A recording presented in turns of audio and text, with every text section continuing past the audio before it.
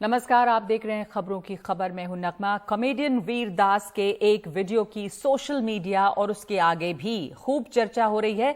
इसका समर्थन करने वाले और विरोध करने वालों को लेकर दो खेमा बंट गया है और इस पर प्रतिक्रियाएं लगातार आ रही हैं। दिल्ली और मुंबई में तो उनके खिलाफ शिकायत भी दर्ज कर दी गई है थाने में। वीरदास ने सोमवार को अपने यूट्यूब चैनल पर 6 मिनट का एक वीडियो शेयर किया। ये अमेरिका में वॉशिंगटन डीसी के जॉन एफ कैनेडी सेंटर में हुए उनके एक शो का वीडियो है। इसमें वीरदास ने एक मोनोलॉग पढ़ा जिसमें वो खुद ही बात कर रहे हैं।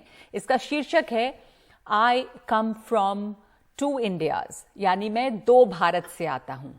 वीडियो में उन्होंने भारत के विरोधाभासों को रखा है। आपको दिखाते हैं हम एक ग्राफिक के जरिए कि वीरदास ने आखिर इसमें क्या कहा था जिस पर इतनी प्रतिक्रियाएं आ रही हैं। कुछ उसके पॉइंट्स ये हैं। वीरदास ने कहा, मैं उस भारत से आता हूं जहां AQI 9000 है, फिर भी हम अपनी छतों पर लेटकर तारों की ओर देखते हैं।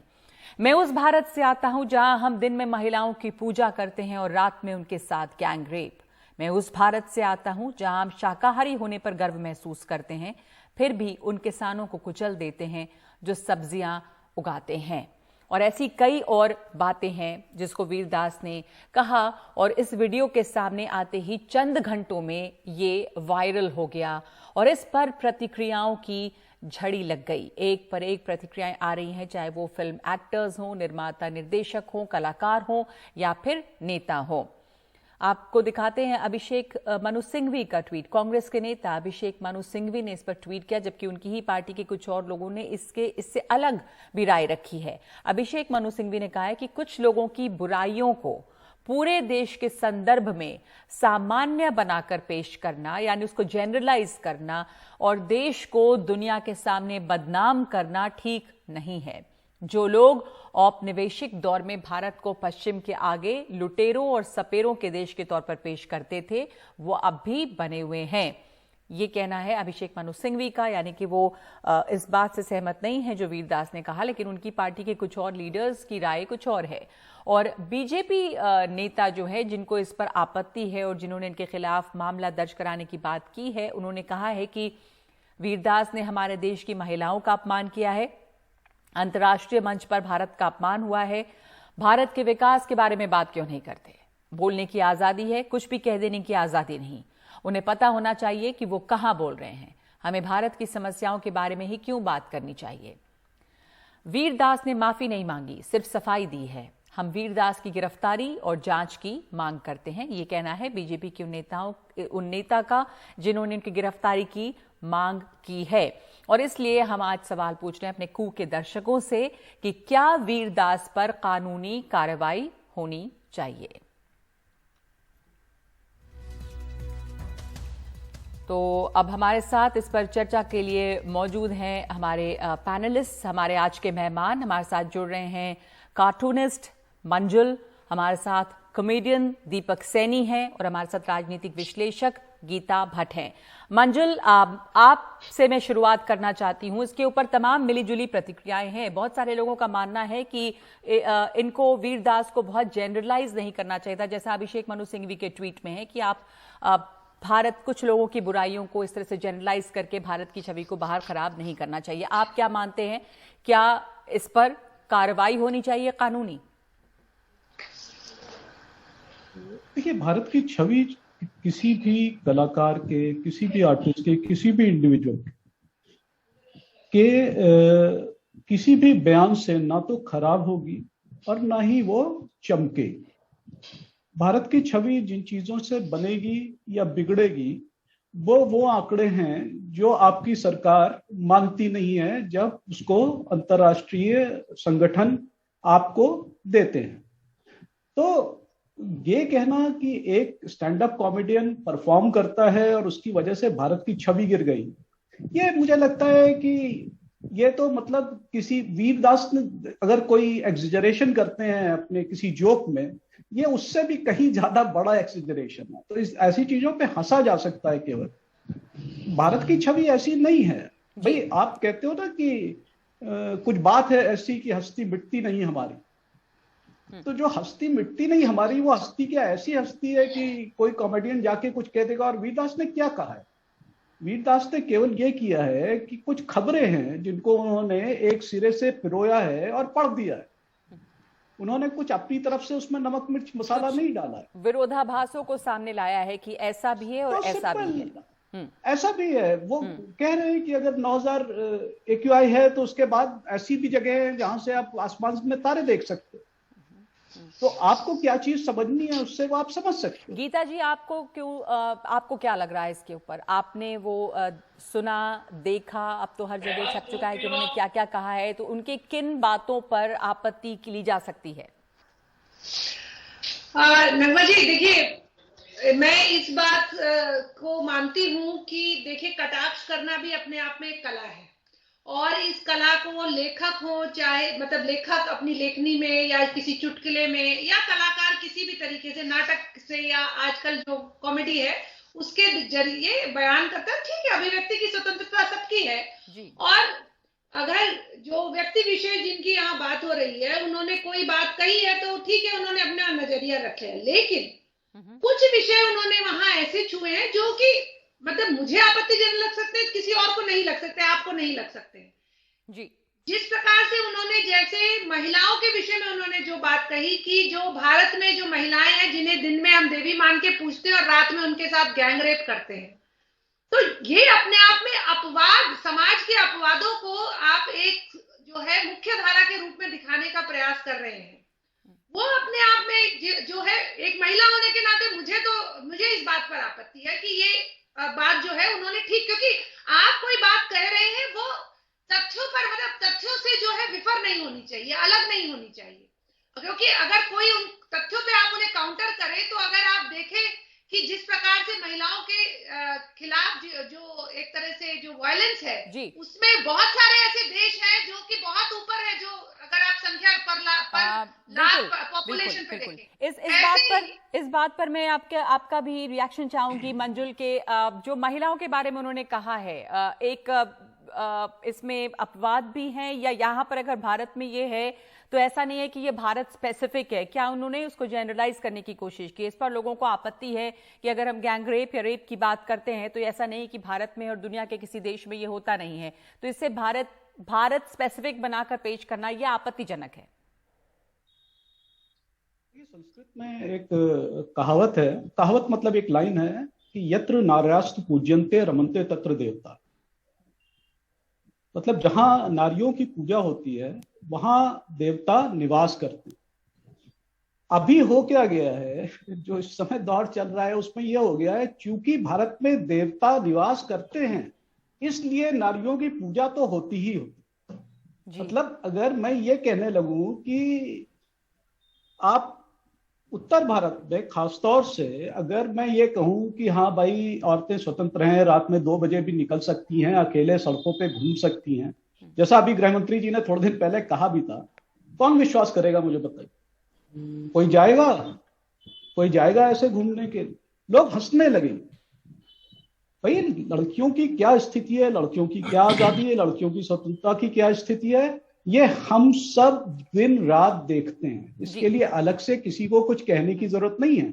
आप अपने घर के बच्चों को, आप अपने घर की महिलाओं को आप जानते हो कि आप उनको किस तरह से कॉशन देते हो कि भाई आप 8 बजे से पहले घर आ जाइए, आप देर रात बाहर मत रहिए। तो ये क्यों है? अगर भारत इतना ही सुरक्षित देश है महिलाओं के लिए, अभी गीता जी जो कह रही हैं, मैं आपकी बात से सहमत हूं, पर जो गीता जी कह रही हैं और जो ऐसा बहुत लोग कह रहे हैं कि ऐसा नहीं है कि सिर्फ भारत ही असुरक्षित है, भारत असुरक्षित है, ये बात हम मान लें और ये बुरी बात है और सुरक्षित होना चाहिए, लेकिन ऐसा पेश करना कि सिर्फ भारत में ही ऐसा हो रहा है, अमेरिका में होता है, अमेरिका के बहुत सारे शहरों में जो क्राइम अगेंस्ट वुमेन है उसके आंकड़े देखें। उन्होंने वीरदास ने यह बिल्कुल नहीं कहा कि केवल भारत असुरक्षित। बल्कि उसने तो ये कहा कि हम नारियों को पूछते हैं। जी, अब उसमें एक बड़ा सवाल ये है कि क्या हर एक स्टैंड अप कॉमेडियन या कोई भी कलाकार कहीं कुछ कहता है तो क्या उस पर इतना बड़ा मुद्दा बनना चाहिए?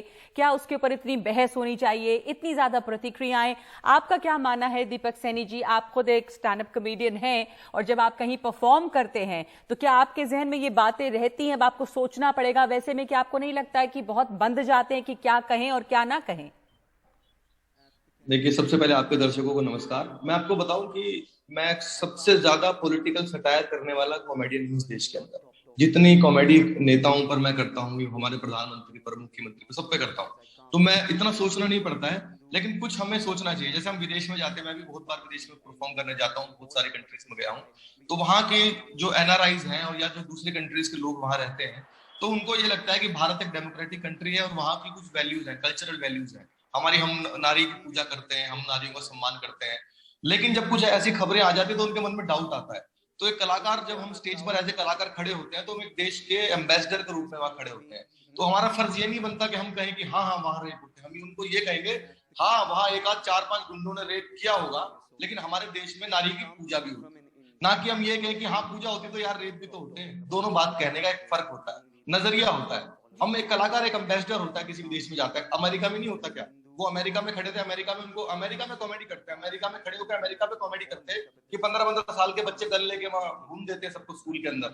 वहां भी तो क्राइम होता है। जो वीरदास ने किया वो सही नहीं है। आपको क्या बुरा लगा सबसे ज्यादा? आपने देखा है, उनके टेक्स्ट पढ़ा होगा, आपने उनका वीडियो भी देखा होगा, तो उसमें क्या ऐसी लाइन है जिस पर आपको बहुत ज्यादा आपत्ति है?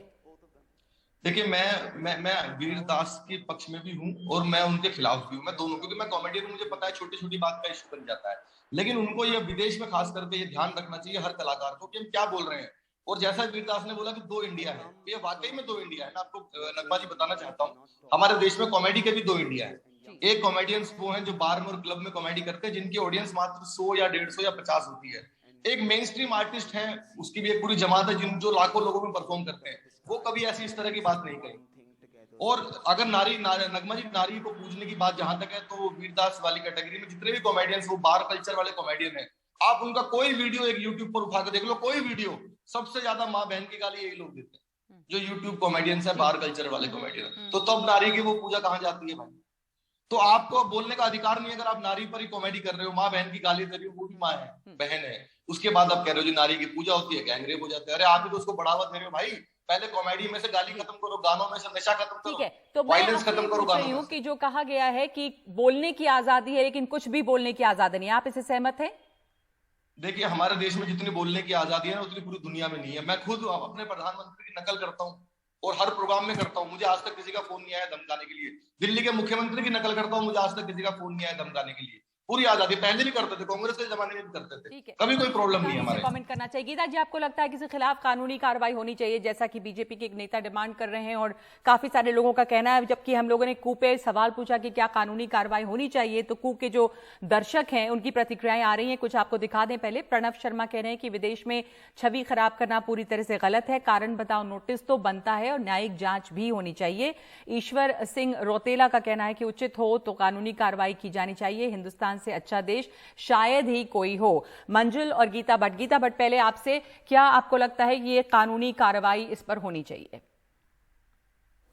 नगमा जी, देखिए, जिस प्रकार से किसी को कॉमेडी करने के लिए वो अभिव्यक्ति की स्वतंत्रता है, ऐसे ही अगर उन बातों से अगर किसी को ठेस पहुंची है तो उसे भी, अगर वो कोई जो वैधिक तरीका है उससे अगर अपना प्रोटेस्ट जो है वो उसको दर्ज कराना चाहता है तो वो अधिकार उसको भी है। दोनों, मतलब उसको भी वही अधिकार है। परंतु बात ये है कि आप जो है, ये बात मैं भी ये बात कहना चाह रही थी कि जिस प्रकार की जो कॉमेडी के नाम पर जिस प्रकार की जो अपशब्दों का इस्तेमाल किया जा रहा है, ये भारतीय घरों में इस प्रकार के अपशब्द नहीं बोले जाते, ये कोई सामान्य चीज नहीं है। इस बात का ध्यान रखना आवश्यक है। और दूसरी बात कि व्यक्ति विशेष जिनकी बात हो रही है उनको, मतलब मैं तो नहीं जानती, मतलब मैं उनको कभी नहीं सुनती ना देखती हूँ, पर क्योंकि आज ये विवाद उठा है तो देखा है, तो ऐसे मतलब इतनी महत्ता भी किसी व्यक्ति को नहीं देनी चाहिए जो इसका हकदार। लेकिन आ रही हैं तो आपको भी लगता है कि इससे कुछ ज्यादा ही बात बढ़ जाती है? आखिरी कमेंट आपसे मंजुल, क्या आपको लगता है इस पर कानूनी कार्रवाई की जरूरत है या बहुत ज्यादा मामले को तूल दिया जा रहा है? देखिए, मुझे लगता है कि इस तरह की किसी भी बयान पे ना, मतलब केवल वीरदास के लिए मैं नहीं कहूंगा, मैं कंगना रनौत वगैरह को लेकर भी एक मामला चल रहा है। मुझे लगता है इस तरह की बात अगर कोई कहता है तो उस पर एफआईआर वगैरह का कोई मतलब नहीं। ठीक है, आप मतलब कह रहे हैं इस पर FIR मुझे का नहीं कोई लगता मतलब भाई नहीं। उन्होंने, उसने कोई भी अपराध, किसी आपराधिक गतिविधि में वो लिप्त नहीं है। ठीक है जी। जी, आप तो ये उनका मजाक बना सकते हैं, हाँ। आप उनका मजाक बना सकते हैं, आप एक संयमित भाषा में उनका जवाब दे सकते हैं, आप उनके जवाब में स्टैंड अप कर सकते हैं। ठीक है, आप उस लेकिन पर प्रतिक्रिया दे सकते हैं, आप जवाब दे सकते हैं, आप मजाक बना सकते हैं, लेकिन ऐसा नहीं कि कानूनी कार्रवाई हो। बहुत बहुत शुक्रिया आप तमाम लोगों का इस चर्चा में हिस्सा लेने के लिए। इस वक्त एक ब्रेक ले रहे हैं खबरों की खबर में, और आगे बात प्रियंका गांधी की चित्रकूट से उन्होंने अपनी लड़ाई शुरू की है।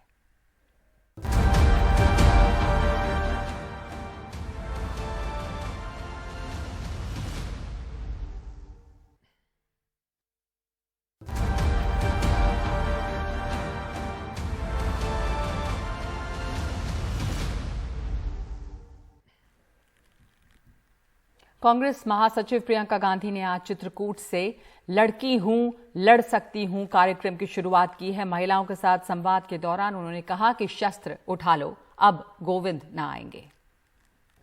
सुनो द्रौपदी, शस्त्र उठा लो, अब गोविंद न आएंगे।